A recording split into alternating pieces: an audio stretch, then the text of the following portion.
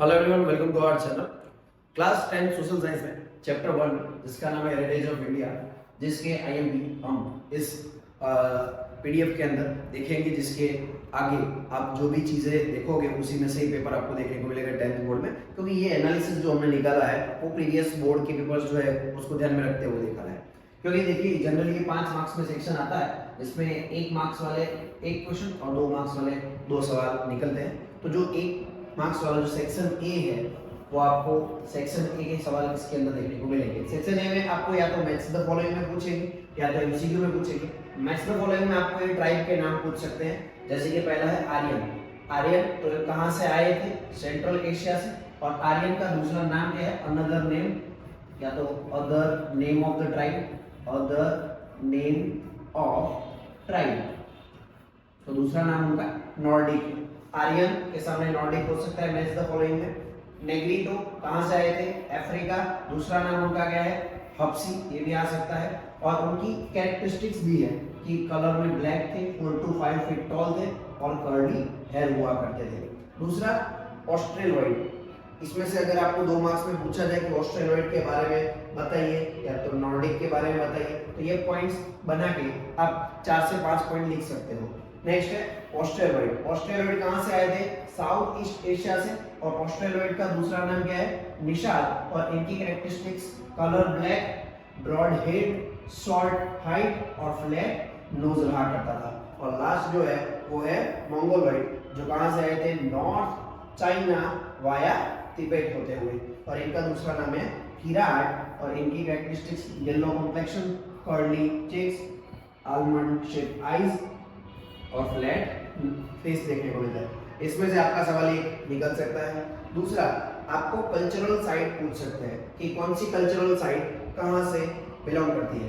तो इसी में से ये जो इतनी भी कल्चरल साइट है ये आपके लिए आईएमपी हो जाएगी। इसी कल्चरल साइट में से आपको एक सेक्शन ए के अंदर क्या देखने को मिलेगा? तो सेक्शन ए में मैचिंग देखने को मिलेगा। क्या देखने को मिलेगा? मैच द फॉलोइंग में। मैच द फॉलोइंग में ये सेक्शन ए के लिए आईएमपी है। एक नाम लिखा होगा सामने, वो कहां पे है प्लेस वो लिखना होगा। तो देखिए जैसे कि मोटेरा, तो मोटेरा में क्या आया हुआ है? Sun temple.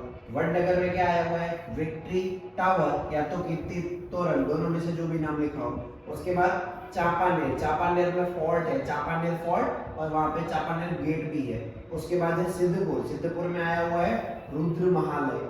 और पाटन के अंदर रानी की वाव एंड सहस्त्रलिंग लेक आया हुआ है।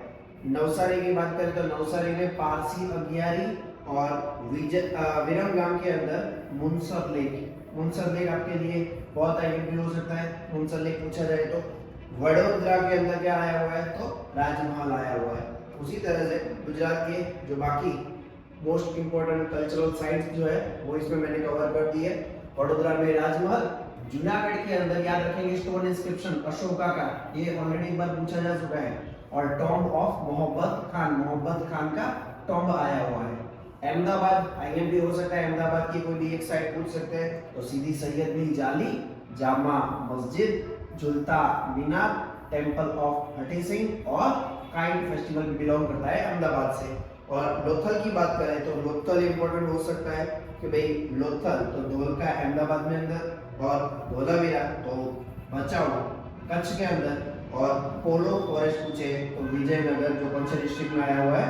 साबरकांठा डिस्ट्रिक्ट में। जनरली इसमें से ही आपको एक सवाल देखने को मिलेगा। और अगर कोई कल्चरल साइट रह जाती है तो वो कल्चरल साइट ये आप 2 लर्न करके जाना। एक है तारारीरी फेस्टिवल, तो वो बिलोंग करता है मोढेरा जो मेहसाणा डिस्ट्रिक्ट में आया हुआ है। और रोजड़ी और सारनाथगढ़ जो है वो राजकोट के अंदर आया हुआ है। तो ये दोनों भी आईएमपी है।